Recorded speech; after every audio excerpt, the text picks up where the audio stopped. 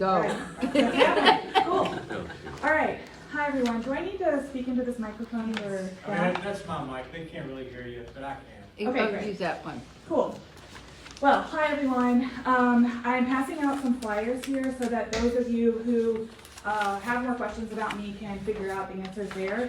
I severely underestimated how many people are here tonight, so if you want to, you can also scan the back of it. There's a QR code, and you can learn more about me there. So first, I want to say thank you all for coming out tonight. I think one of the best parts of District 8 is how civically engaged everyone is.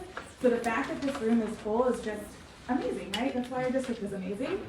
And I also want to say thank you to my husband and my parents who are here.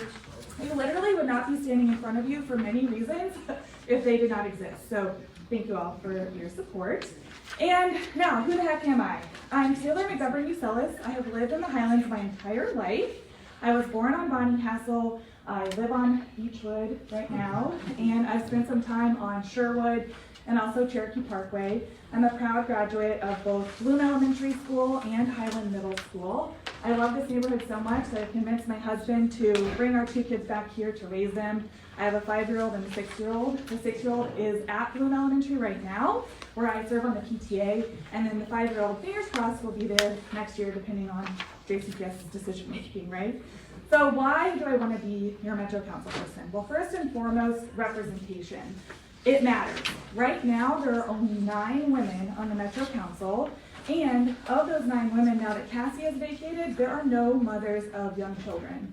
When Cassie was in office, she got a lot done.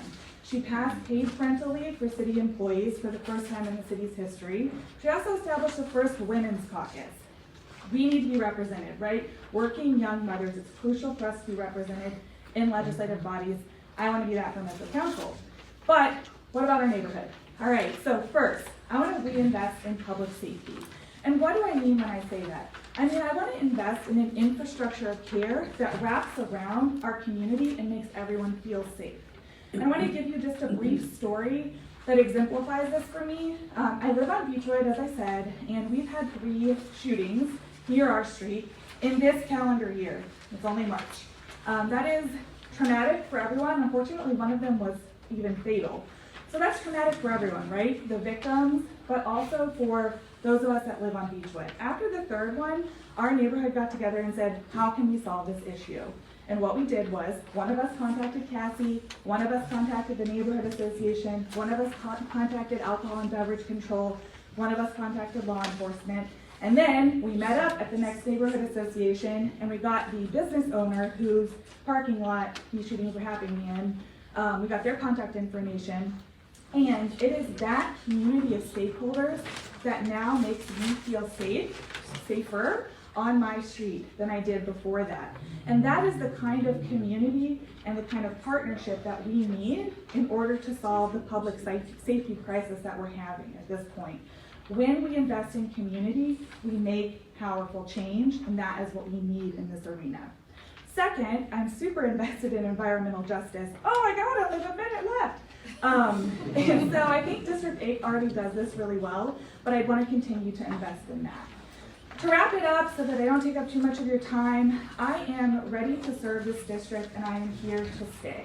I want to be the council person that is known for listening, for learning, for showing up.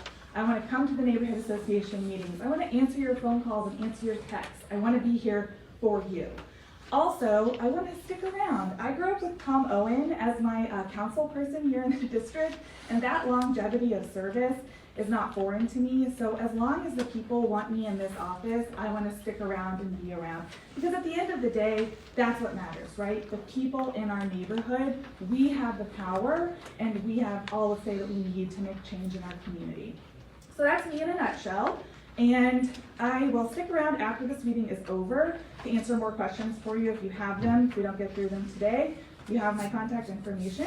And that 30 seconds I don't even need. I'm ready to answer. Well, we're going to let Aaron ask you a question. Great. Wonderful. I did hear your community investment. I would like to know how you think you would relate to the businesses along Bardstown Road and the challenges that are somewhat the same, but at the same time different because of the time frames that these different events happen. Yeah, so you're talking about the bars staying open later, That's part part of it, yeah.